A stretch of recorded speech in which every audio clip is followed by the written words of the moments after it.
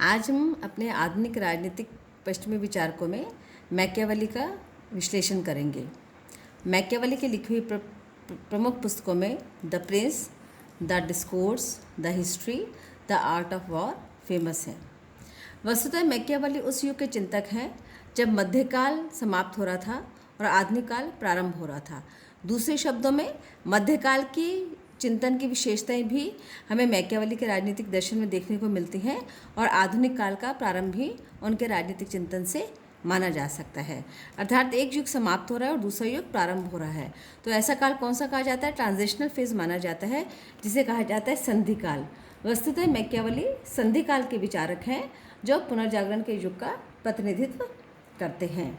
Italy के शहर Florence में जहाँ अराजकता व्याप्त थी, वहाँ अपने शासक मेडिसी को परामर्श देने के लिए लिखी गई उनकी पुस्तक द प्रिंस, यद्यपि वह उनकी मृत्यु के 5 साल पश्चात प्रकाशित हुई, लिखी गई थी, जिसमें उन्होंने, हमने पूर्ववर्ती विचारकों में देखा था जैसे प्लेटो में, अरस्तु में, एक्विनास में भी, कि वो राज्य की उत्पत्ति के संबंध में, राज्य के निर्माण के संबंध में अधिक वैचारिक योगदान देते हैं, जबकि मैकियावेली का मानना है कि राज्य की उत्पत्ति से अधिक महत्वपूर्ण यह है कि राज्य को चलाया कैसे जाए, अर्थात राज्य की शासन कला क्या हो।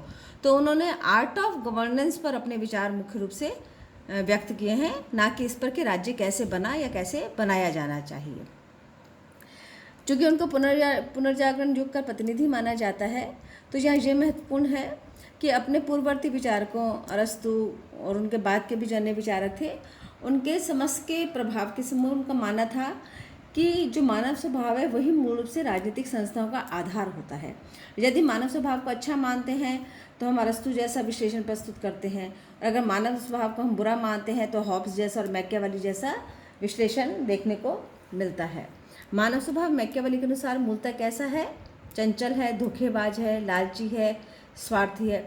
चूँकि मानव स्वभाव की नकारात्मक प्रवृत्तियों को उन्होंने बहुत अधिक महत्वपूर्ण माना, इसलिए उनका मानना है चूँकि मानव स्वभाव के द्वारा ही राजनीतिक और सामाजिक व्यवस्था का संचालन होता है, इसलिए शासक ऐसा होना चाहिए जो शक्तिशाली हो और निरंकुश हो। अर्थात यदि शक्तिशाली शासक होता तो मानव स्वभाव की नकारात्मक प्रवृत्तियों को नियंत्रित करके वो व्यवहारिक राजनीति के द्वारा राज्य को क्या बना सकता है? शक्तिशाली बना सकता है।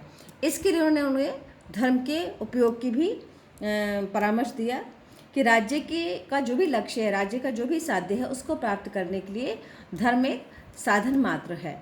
और इसीलिए उन्होंने ईसाई धर्म की, चर्च की और पोप का उस समय विरोध किया। धर्म क्या है? राज्य अधीन है, अर्थात धर्म यह निर्धारित नहीं करेगा कि राज्य कैसे चलेगा, बल्कि राज्य ये निर्धारित करेगा कि धर्म का उपयोग कब और कहाँ, किस रूप में, कितना किया जाएगा।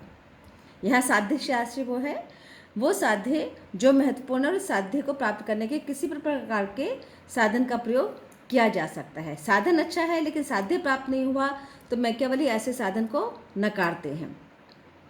क्या महत्वपूर्ण हुआ? लक्ष्य महत्वपूर्ण हुआ, आपका अभीष्ट महत्वपूर्ण हुआ।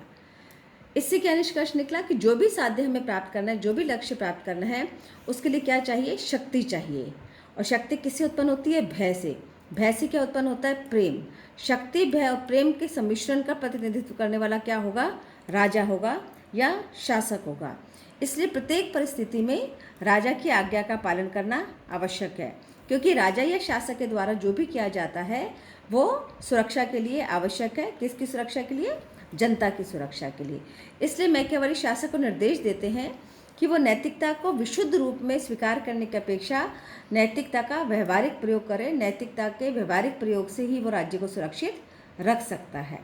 इसलिए राजनीतिक हित में नैतिकता को पृथक रखना आवश्यक है। किससे? नैतिकता से।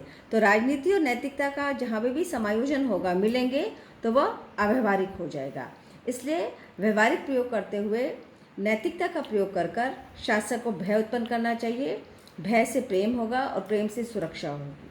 मूलतः इस सारी पद्धति को, मैकियावेली की इस अध्ययन पद्धति को, हम उसमें ऐतिहासिक पक्ष देखते हैं, यथार्थवादी दृष्टिकोण देखते हैं, वैज्ञानिक तार्किकता देखते हैं, परिवेक्षात्मक अध्ययन देखते हैं, और जब वो दो शासन व्यवस्थाओं की तुलना करते हैं तो उसको तुलनात्मक भी देखते हैं। ये एक हमने आपके सामने एक ब्रीफ मैकियावेली का आज इंट्रोडक्शन दिया। हमने अपने नेक्स्ट लेक्चर में मैकियावेली को शासक द्वारा दिए गए निर्देशों के विस्तृत चर्चा आपके सामने प्रस्तुत करेंगे।